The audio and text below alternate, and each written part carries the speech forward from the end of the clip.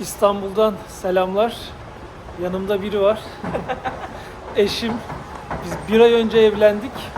Tabii size bunun hikayesini pek anlatmadım ama ileride belki bir video çekeriz bununla ilgili. Şimdi biz Seyşeller'e gidiyoruz. Bir hafta Seyşeller'de olacağız. Öncesinde ne yapıyoruz? Yurt dışı çıkış harç pulu alacağız. Pasaporttan da geçtik. Şimdi bir 2,5-3 saat burada vaktimiz var. Ucuz parfüm kovalayacağız. Bakacağız ne var ne yok. Tabii önce bir şeyler yiyeceğiz. Bu gezimizde havayolu sponsorumuz Turkish Airlines, Türk Hava Yolları. Biletimiz de business, onun için business lounge'ı kullanabileceğiz. Daha önceki videolarda da bahsetmiştim. Burada hani yeme içme her şey ücretsiz. Ben tabii patlıcanı gördüm mü yine dayanamadım.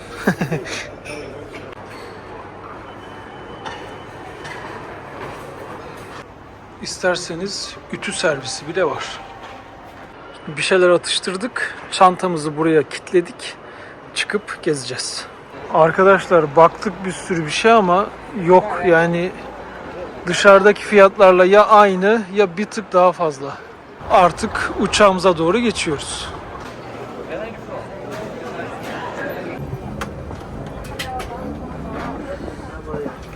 Yerimiz burası. Terlikleri değiştiriyoruz.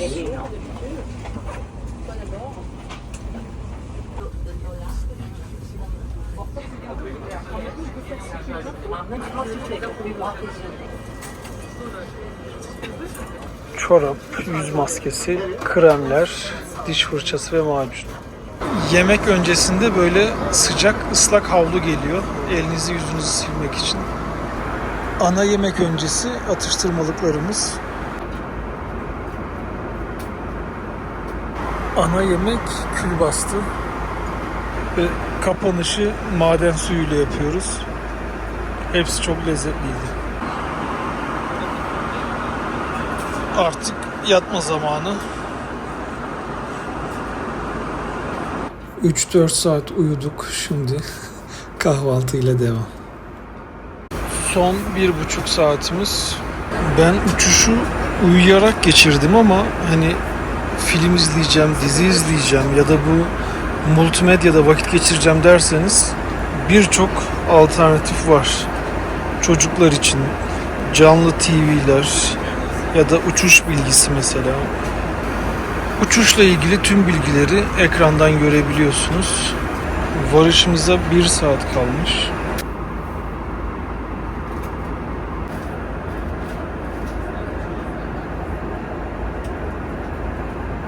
Ama tabii bu oturduğunuz yer komple yatak olunca bence uyuması daha keyifli.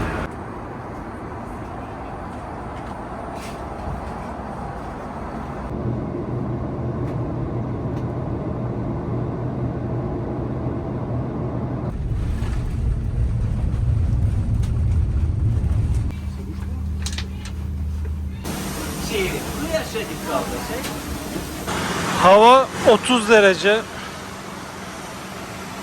Önce otele yerleşiyoruz. Para bozma işini otelde yaptık. 1 dolar 14 Seyşel rupisi yapıyor. Burada 100 dolar var. Paralarında böyle hayvanlara yer veren ülkelere hastayım. Bunun bir benzerinde Costa Rica'da görmüştüm. Muhtemelen diğer paralarda da diğer hayvanlar var. Seyşeller irili ufaklı yaklaşık 100 adadan oluşuyor ama hani adalar çok küçük. Mesela bu bulunduğumuz büyük ada kuş uçumu 20-25 kilometre anca. Yani neredeyse bir mahalle kadar. Seyşeller'de hayat biraz pahalı. Özellikle Türkiye'den gelen biri için pahalı. Konaklama fiyatları yüksek. Hani dünya ortalamasının kesinlikle üzerinde. Aynı şekilde restoranlarda yeme içme de o şekilde. Bizden vize istemiyor. O sebeple ülkeye giriş çok rahattı. Yine gezinin devamında bilgileri vermeye devam edeceğim. Şimdi şehir merkezini gezmeye gidiyoruz. Dünyanın en küçük başkenti Victoria'dayız. Şimdi buranın bir pazarını gezeceğiz. Bir de merkezinde dolanacağız bakalım ne var ne yok.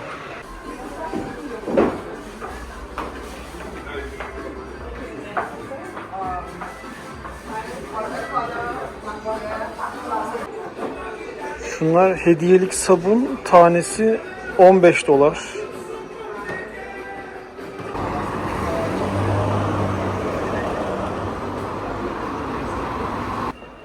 Butikleri, mağazaları geziyoruz ama hani çok öyle ilginç bir şey olursa göstereceğim.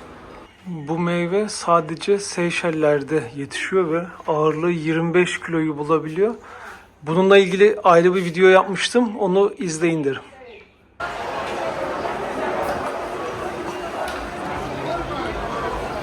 Şehrin en büyük pazarındayız.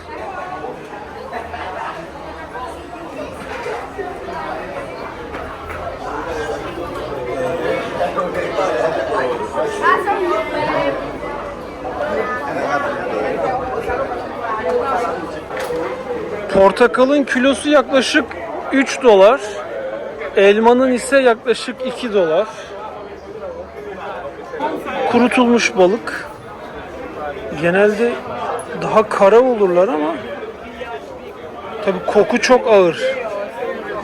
Ama bunun tadı çok güzel. Bunu ben Sibirya'dan biliyorum.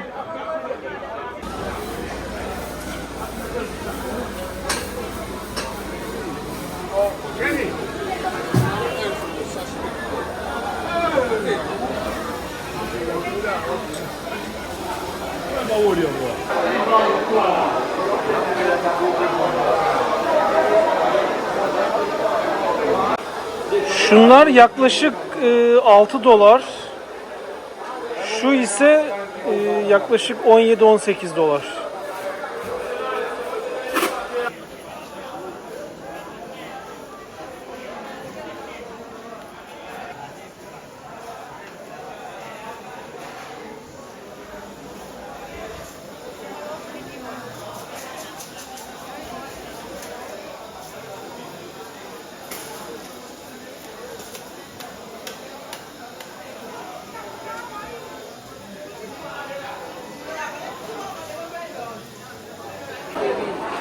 Salatalığın tanesi 80 cent. Domates şu gördüğünüz 3 dolar. Yani 1 kilo gelmez. Tabii bunların çoğu dışarıdan geliyor ve o sebeple hani bizim fiyatlarla kıyaslamamak lazım. Kıyaslarsanız çok pahalı gelecek. Bunlar vanilya çubuğu 10 dolar. İçinde 5 çubuk var.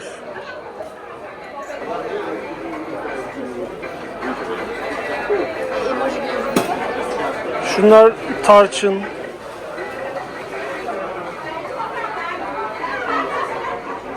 Genelde fiyatlar bizim oralara göre yüksek çünkü buradaki hemen hemen her sebze dışarıdan ithal ediliyor.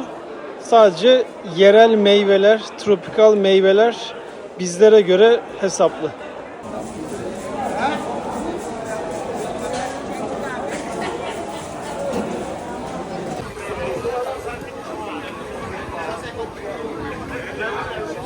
Bir buraya girelim bakalım ne var ne yok.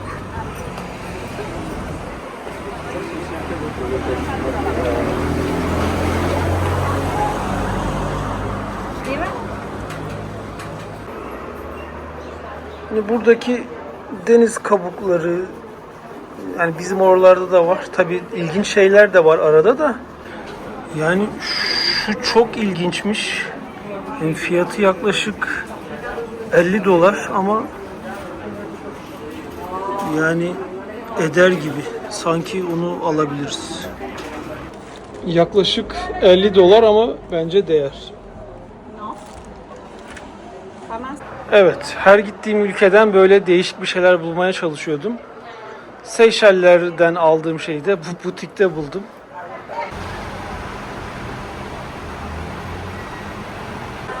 Dünyanın en küçük başkentin merkezi bu kadar. Hani yarım saatte yürüyerek her yerini görebiliyorsunuz.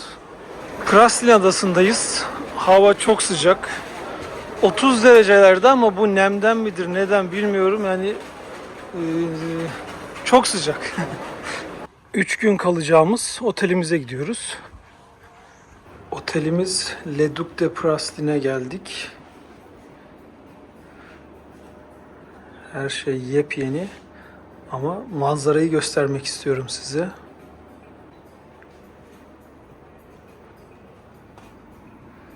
Wow. 3 gün buradayız. Yalnız şu detaylara bakar mısınız? Hani baskı değil, hepsi işlenmiş.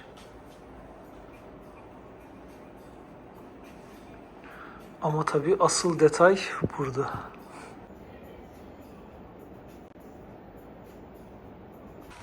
Odamız şurası. Şimdi deniz zamanı.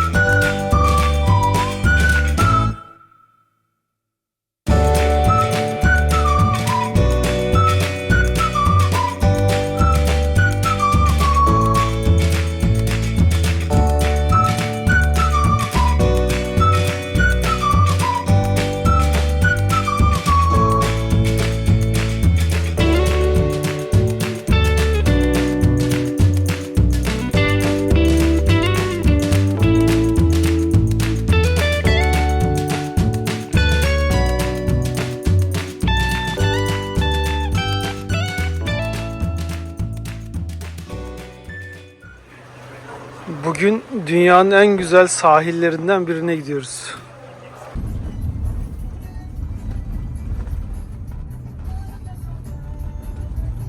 Yine feribotun kalktığı yere geldik. Buradan La Digue adasına gideceğiz. Dediğim gibi dünyadaki sayılı sahillerden biri. Feribotumuz. Ben La Digue diyordum ama Ladik diye telaffuz ediliyormuş. İlk gideceğimiz yer Ladik Adası.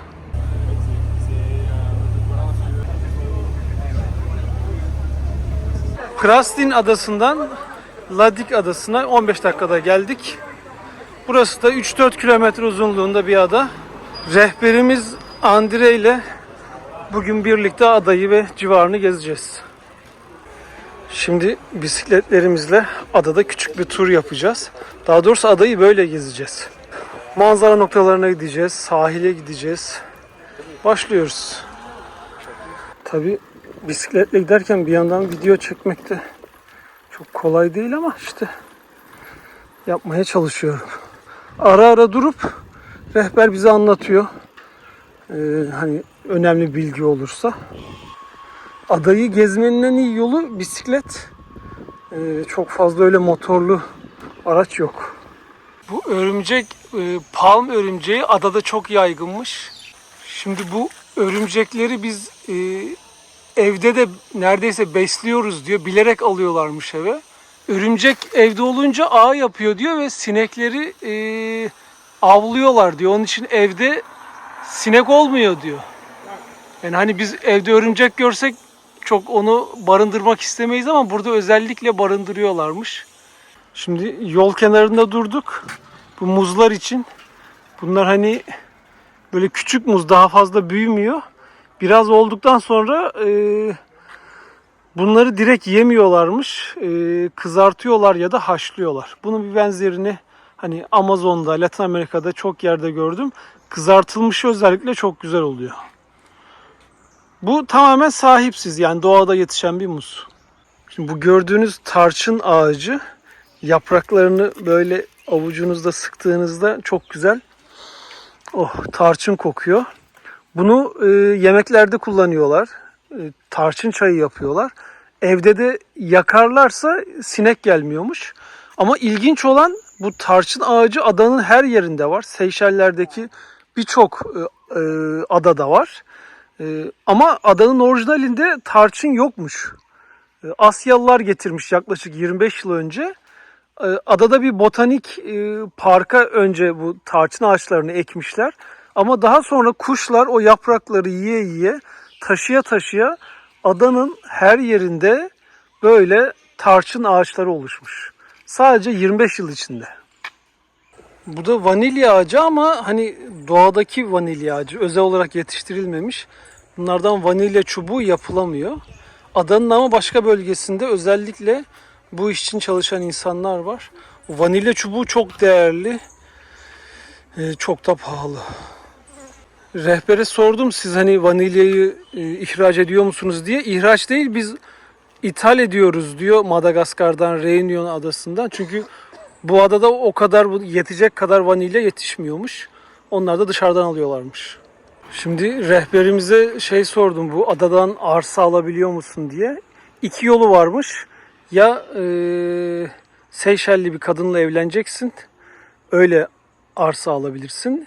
Ya da 10 yıl kadar burada çalışacaksın, ancak ondan sonra almana izin veriyorlarmış. Kumlardan sahile yaklaştığımız anlaşılıyor. Şimdi adanın güneydoğusundaki bir plaja geldik. 1 saat buradayız.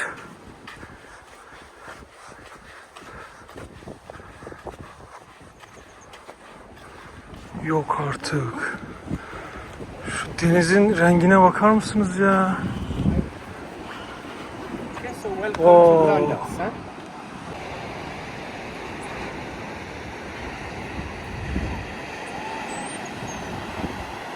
Burası geçtiğimiz yıllarda dünyanın en iyi ikinci plajı seçilmiş. Robinson Crusoe filmi burada çekilmiş. Yani plaj gerçekten, suyun rengi inanılmaz.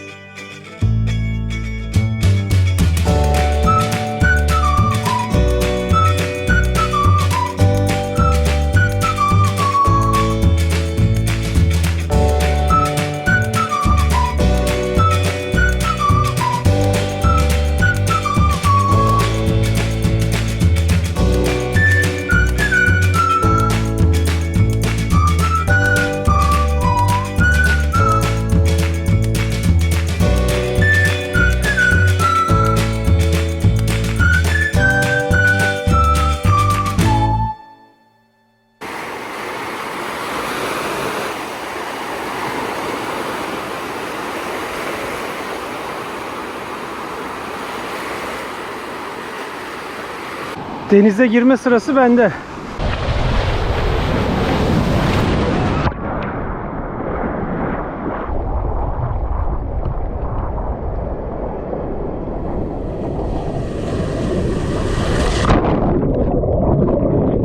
Oh, it's for me.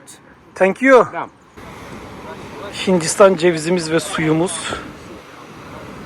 Suyunu içtikten sonra içini de yiyorsunuz.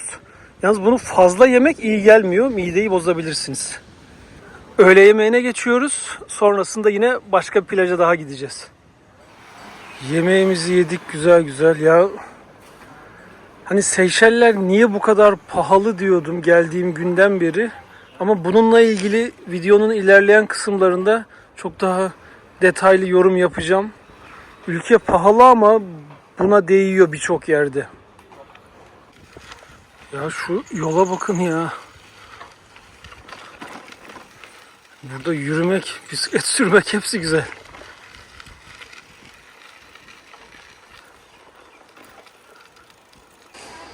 Şimdi şu gördüğünüz şeffaf kanolarla arka tarafa döneceğiz. Burada nehir, dere gibi bir su akıntısı geliyor buraya. Dağdan ya da tepeden. Onun için burası böyle biraz kahverengi gibi. Ama devamı her zaman bildiğimiz gibi Seyşeller manzarası. Hazır hava güzelken önce bir drone uçurayım. Sonra suya gireceğiz.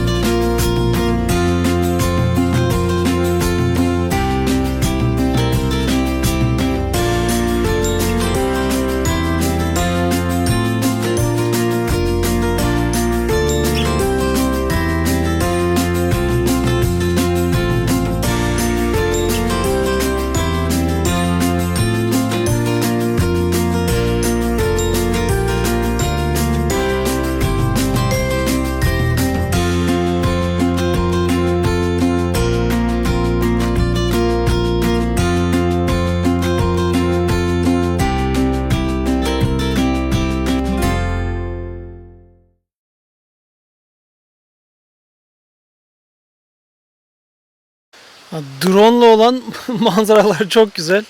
Şimdi biz de bu şeffaf kanolara binip bu tarafa gideceğiz.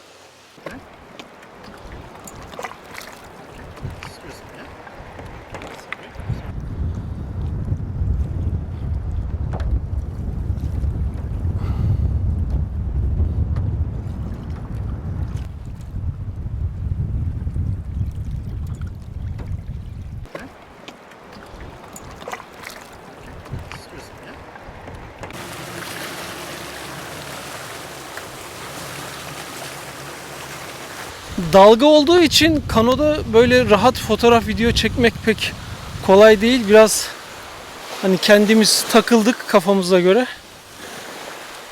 Şimdi şu güzellikleri yakından görelim dedik.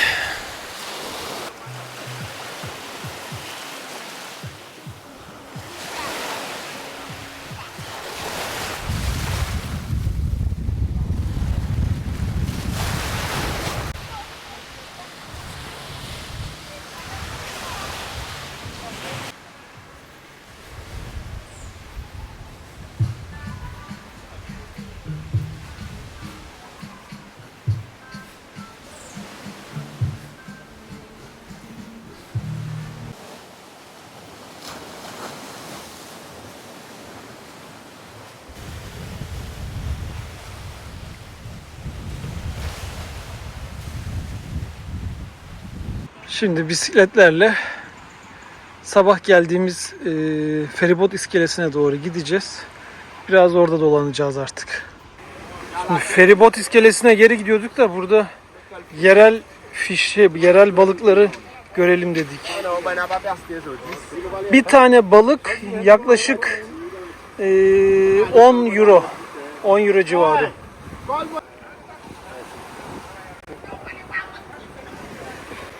Ama restoranda yersen tanesi 100 dolar, 100 euro diyorlar.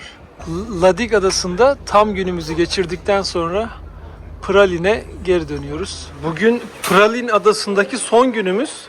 Tabii son günümüzü de yine denize, güzel bir plaja giderek geçireceğiz. Anse Lazio plajına gidiyoruz.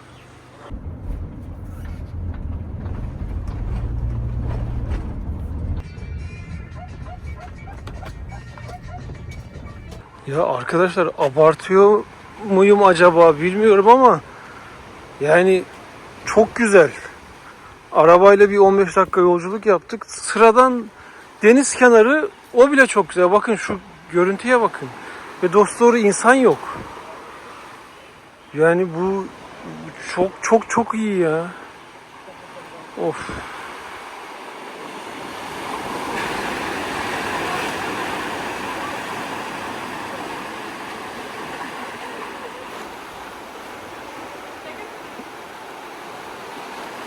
Arkadaşlar, buraya konuşlandık. Bu plaja giriş ücretsiz. Tamamen halk plajı.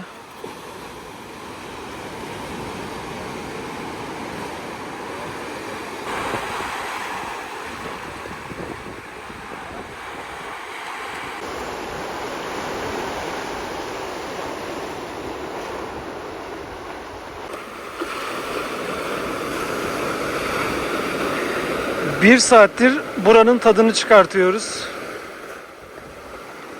Daha da çıkartacağız. Pirigue restorandayız.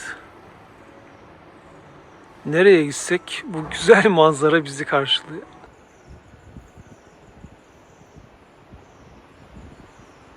Biraz fazla deniz, kum, plaj paylaştım ama nasıldı? Çok güzel. Şimdi yani Seyşellere gelmeden önce ben biliyordum buranın denizinin, kumunun güzel olduğunu da bu kadar iyi gerçekten beklemiyordum. Videonun sonlarına doğru genel bir yorumum yine olacak. Hem ülkeyle hem bu plajlarla, deniziyle ilgili, fiyatlarla ilgili. Ama ben tekrar Türk Hava Yolları ve Seyşeller Turizm Ofisi'ne teşekkür etmek istiyorum. Çünkü tüm geziyi onlar organize etti. Her şey kusursuz devam ediyor. Pralin adasından Maha'ya yani ana adaya geri döndük. Burada çok güzel bir manzara izleme noktası var. Yani drone uçurmaya gerek yok. Şuralar sonradan yapılan adalar.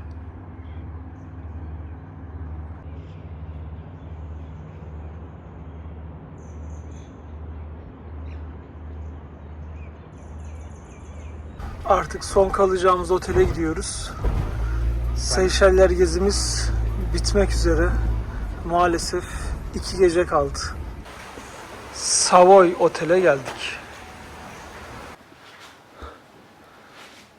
Her zamanki gibi gayet güzel. Ama tabii Seyşeller'de asıl güzel olan şey genelde manzara, deniz. Burası hemen plaj. Önümüzde de havuz. Keyifli bir 2 gün daha bizi bekliyor. Hani bizde böyle her şey dahil büyük 5 yıldızlı oteller olur ya. Burası da aynı öyle. Zaten burası da 5 yıldızlı bir otel.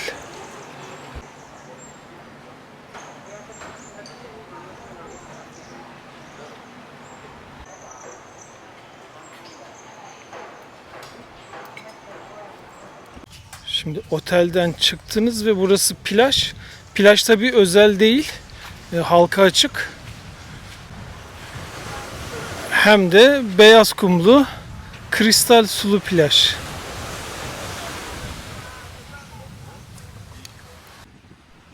Şu konuya da değinmek istiyorum. Sevgili Barış Manço yaklaşık 30 yıl önce Domates Biber Patlıcan şarkısının klibini Seyşeller'de çekmiş. Klibin son bölümleri de tam bulunduğum bu sahilde çekilmiş. Benzer yerde ben de bulundum, fotoğraf ve video çektim. Bu vesileyle sevgili Barış Manço'yu tekrar güzelliklerle anıyoruz. Otelin hemen yanında böyle bir butik kafedeyiz.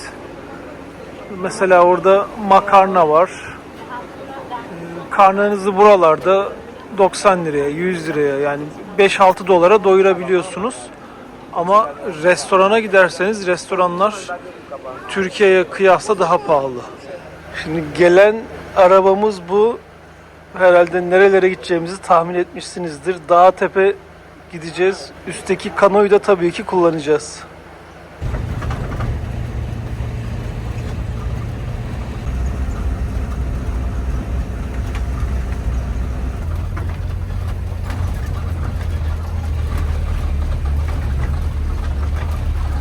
Seyşeller'de hava çok sıcak ve nemli. Hani gün içinde böyle rahat bir şekilde durabilmeniz zor. Ya deniz ya havuza girmeniz gerekiyor. Ama biz şimdi dağa çıktık. Tabi buradaki hava öyle bunaltıcı değil. Hatta aksine ferah.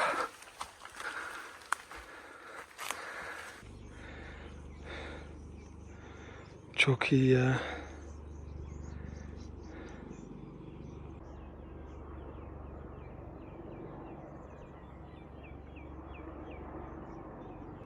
...380 metre yükseklikteyiz.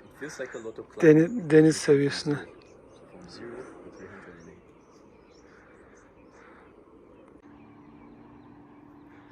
Zülal Hanım, manzara nasıl?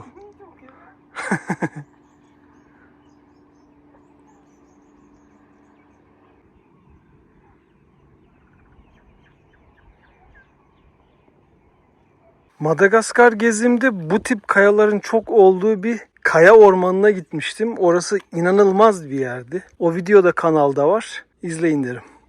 Şimdi Seyşellere geldiğimizden beri ne sinek ne sivrisinek hiç görmedik. Onun sebebi de şundanmış. Hani bataklık gibi ya da suyun böyle sabit olduğu sığ yerler hiç yokmuş. Hani göl gibi. Sivrisinekler de oraya yumurtalarını bırakabiliyor tabii. Öyle bir ortam olmadığı için yani biz yaklaşık bir haftadır Seyşeller'deyiz. Bir kere bile sivrisinek görmedik. O anlamda çok keyifli. Şimdi başka bir yine yüksek bir tepeye gidiyoruz. Orada hiç ev vesaire herhangi bir yapı yokmuş.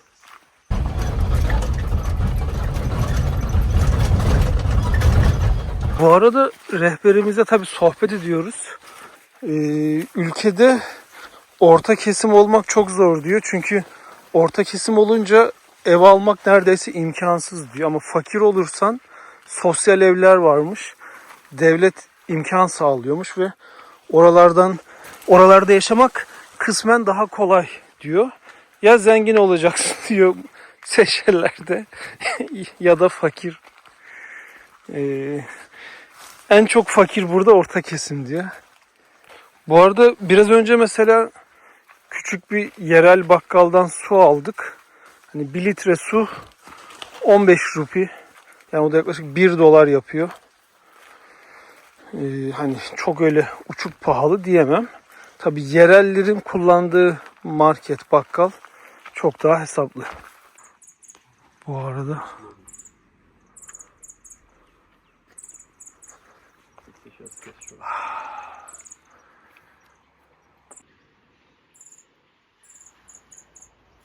kuş görüyorsunuz değil mi? Onun için sessiziz.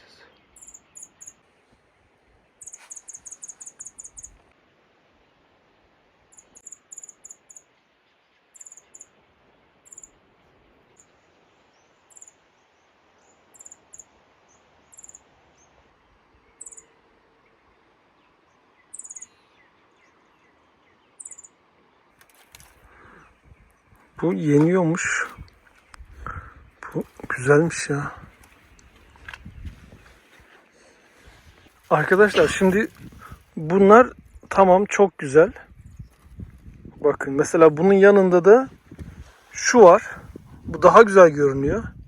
Dedim bundan yesek, tabi sormadan yemem. Onda zehir var diyor. Hani ikisi de yan yana. Yani doğada her bulduğunuz şeyi yememeniz lazım.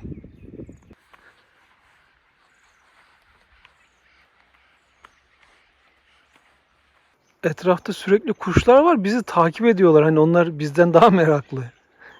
Kaçmıyorlar. Bir kuş da burada var.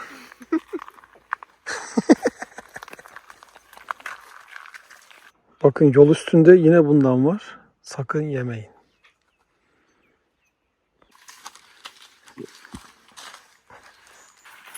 Cengaver bizi orada bekliyor.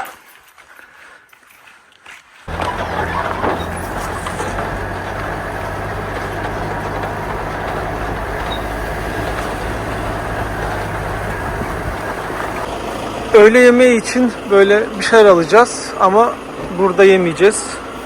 Sanırım rehberimizin bildiği güzel bir yer var. Orada yiyeceğiz. Rehberimiz kendine balık ve yanında Hindistan cevizi soslu bir şeyler söyledi.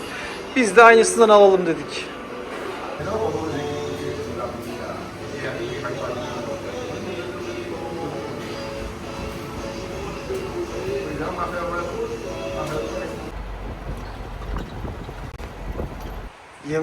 Yemek için durduğumuz yere bakın. Yani daha ne olsun ki?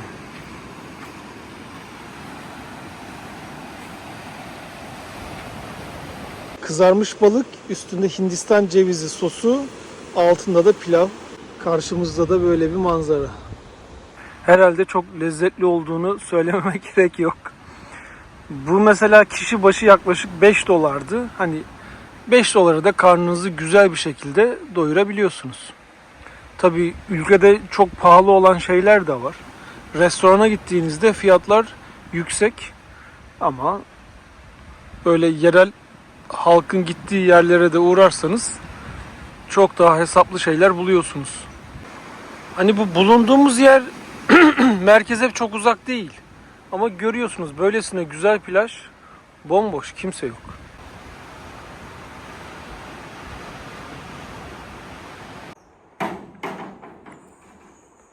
Buradan başlıyoruz. Ama nereden çıkacağız ben de bilmiyorum.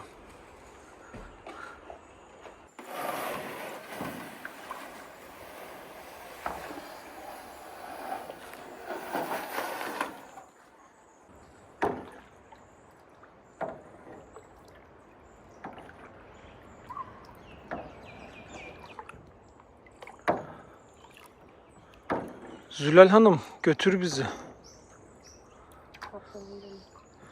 Güneş gelince öyle bir yakıyor ki o yüzden bu havlularımızı kullanıyoruz. Ne kadar güneş kremi de sürsen çok fena yakıyor.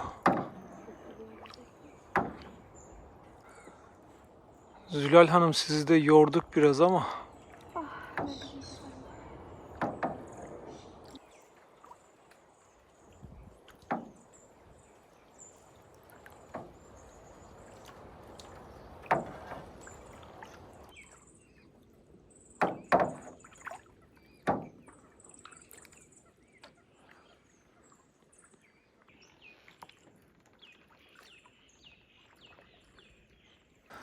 Evet.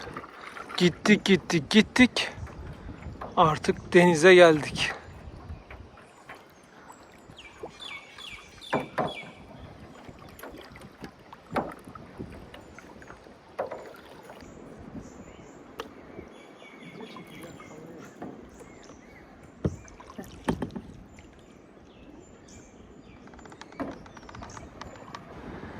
Geldiğimiz yeri gösteriyorum.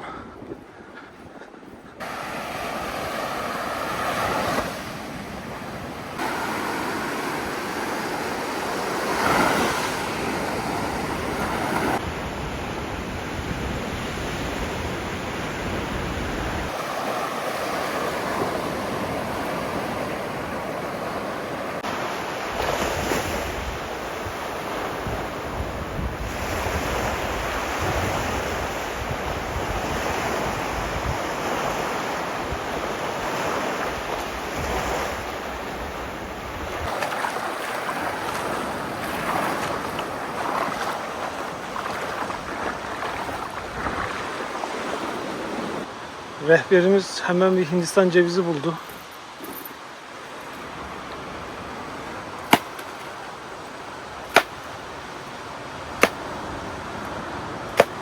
Bu iyi olandan değilmiş. Maalesef. We call it a germinating coconut. Okay. Tastes a bit like marshmallow with a coconut flavor. Bu başka bir tür Hindistan cevizi diyor da marshmallow gibiymiş içi ama şansımıza bu iyi değil. İşte rehber dediğim böyle olmalı. Bir tane daha Hindistan cevizi buldu. Bakalım bu nasıl çıkacak. Should be a good one. I hope.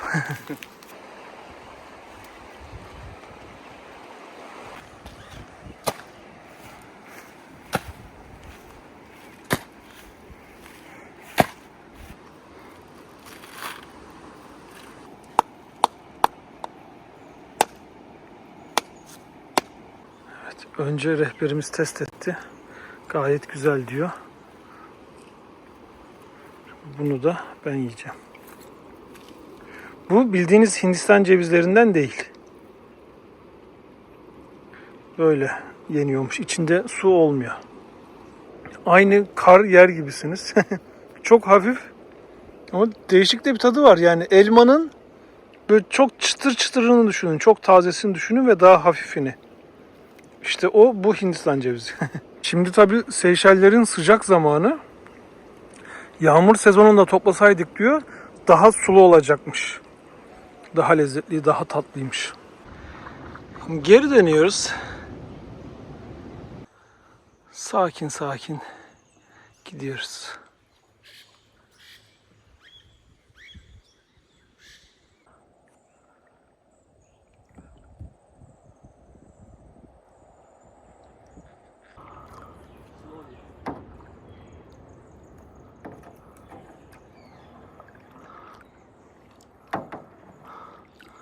Belki aklınıza gelebilir ama burada timsah yok.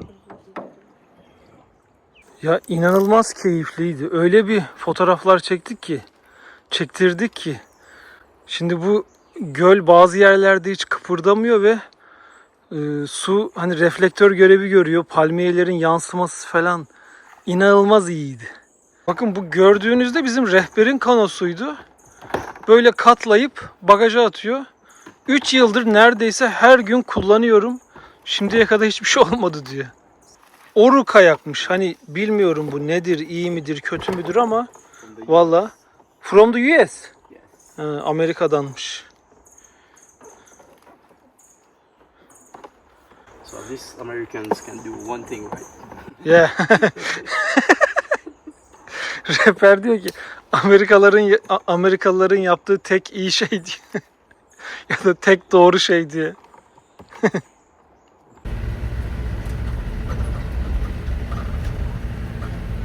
Bugünümüz inanılmaz iyi geçti. Kimin sayesinde? İşte bu adam sayesinde. White Sands Tour. Hani hiçbir işbirliğim yok. Kesinlikle Seyşellere gelirseniz White Sands Tour'u bulun. Instagram sayfasında buraya yazdım. Öğle yemeği için geldiğimiz mekan, restoran. Eski tarzda. Tamamen yerel yemekleri deneyeceğiz. Buradan sonra da artık yavaş yavaş havalimanına geçeceğiz.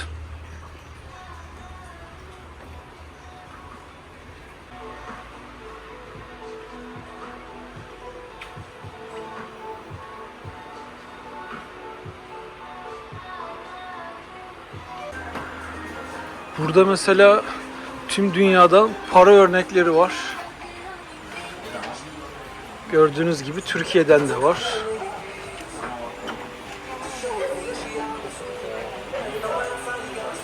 Garson dedi ki isterseniz hani yemekleri beklerken arkada kaplumbağalar var. Onlara bakabilirsiniz. Şimdi bunu Seyşeller'de her yerde maalesef gördük. Kaplumbağaları böyle bir köşeye kapatıyorlar. Yani bu hayvancağızlar da böyle insan görünce yaprak bekliyor falan.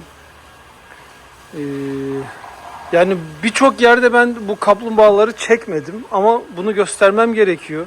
Yani bu bence hiç güzel bir uygulama değil. Tamam, turistleri etkilemek için 2 fotoğraf çekinecekler diye kaplumbağaları böyle şu gördüğünüz küçücük yere tıkıştırmışlar. Yani böyle olmasın ya. Öyle beni gördüler, geliyorlar hemen çünkü şurada yaprakları onlara atacağız diye. Yani vereceğiz diye. Umarım bu uygulamadan vazgeçerler. Söylediğimiz yemek geldi. Bu normalde hani genelde turistlerin, yabancıların tercih ettiği bir menü. Tamamen hepsi yerel. Hepsi Seyşeller mutfağından. Kızarmış patlıcan en sevdiğim. Burada balık var.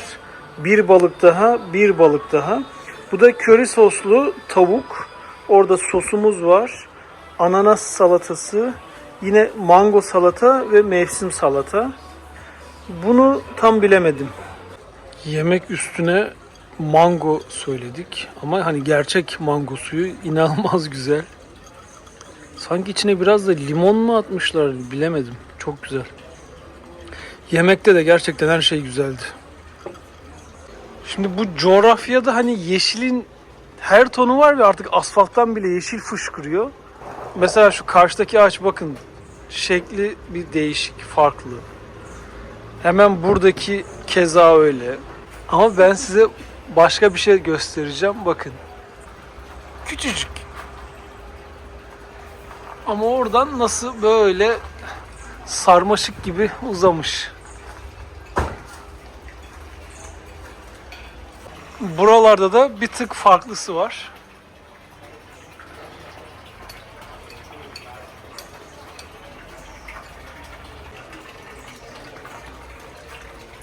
Çok güzel ya. Artık gezimiz bitti. Havalimanındayız. Vallahi çok dolu dolu bir 8 gün geçirdik. Çok güzeldi. Çok güzelmiş. Tabii Instagram'da ben aktüel olarak paylaşımlar yaptım. Çok soru geldi. İşte hangi dönemde gidilir, fiyatlar nasıl diye. Daha önce dediğim gibi biz buraya Türk Hava Yolları'nın ve Seyşeller Turizm Ofisi'nin davetiyle geldik. Tabii bizim gezimiz kısmen daha rahattı o anlamda. Güzel yerlerde konakladık. Bizi güzel güzel gezdirdiler, yalan yok. Her iki kuruma da tekrar teşekkürler. Şimdi Seyşeller'e benim anladığım Mart, Nisan aylarında gelirseniz bu ülkenin en sıcak ayları oluyor. Ama gün içinde yani denize havuza girmezseniz dışarısı çok sıcak. Hani Antalya'ya Ağustos ayında gitmiş gibisiniz. Yazın dışarıda ne yaparsınız? Ya denize ya havuza gireceksiniz. Ama diğer yüksek sezon Kasım ayları diyorlar. Ya da Ağustos da diyorlar. O zaman hava daha serin, biraz rüzgarlı oluyormuş. Bazen de tropikal yağmurlar ya da muson yağmurları olabiliyormuş. O zaman tabii daha ferah geziyorsunuz. Ama o hava hep güneşli olmadığı için plajı, denizi öyle çok güzel albenili göremeyebilirsiniz. Yani Seyşeller gezmesi ucuz bir ülke değil. Uçak biletlerini çok önceden ayarlarsınız, kampanya denk getirirsiniz, otelleri kendiniz ayarlarsınız. Bir şekilde bütçeyi kısarsınız ama hani o kısabileceğiniz bütçe de belli bir noktada. Yani bunu çok düşük rakamlara çıkarmanız zor. Hani onu bilerek bence planınızı yapın derim. Otelden çıktığınızda bir yerden bir yere taksiyle gitmeniz gerekebilir ama 5 kilometrelik yolculuğa $20 verebilirsiniz. Bir de Seyşeller yüzlerce 100 civarı adadan oluşuyor ama ana ada Mahe, onun bir küçüğü ikinci büyük ada Praslin ve Praslin'in karşısında da gidilebilecek en güzel adalardan, en güzel plajlara sahip olan Ladik adası var. Yani hani Seyşeller'e geldiğiniz amacınız sadece deniz, kum, güneşse Praslin adasına gidip orada konaklayıp civarı gezmeniz daha güzel olur. Yani ana adaya geldiğinizde buradan diğer adalara gitmeniz gerekecek. Hani yani planlamayı çok iyi yapmalısınız. Ne görmek istiyorsanız, kaç gününüz varsa. Benim naçizane tavsiyem Praslin adasında deniz kenarına yakın bir yerde konaklayıp etrafı gezmeniz olur. O Ladik adasındaki dünyanın en güzel plajlarını paylaştım. Instagram'da çok kişi ya işte Tayland'da da var, Türkiye'de de var öyle plajlar diyor. Ben yaklaşık 80 ülkede bulundum. Birçok yerde denize girdim. Çok güzel deniz, çok güzel plajlardı. Ama bu Ladik adasındaki plajların şöyle bir özelliği var. Bu Seyşeller adasındaki birçok ada granit taşlarından oluşuyor ve sahil kenarında kocaman o kayalar var. Kaya granitleri var.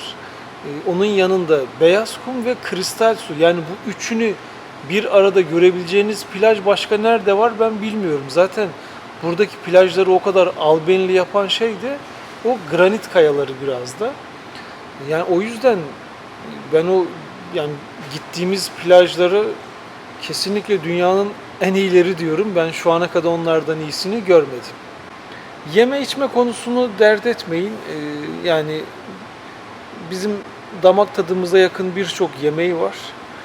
O konuda biz hiç zorluk çekmedik. Velhasıl bir gezimizin daha sonuna geldik. Beraber yaptığımız ilk gezinin sonuna geldik. Sonraki videolarda görüşmek üzere.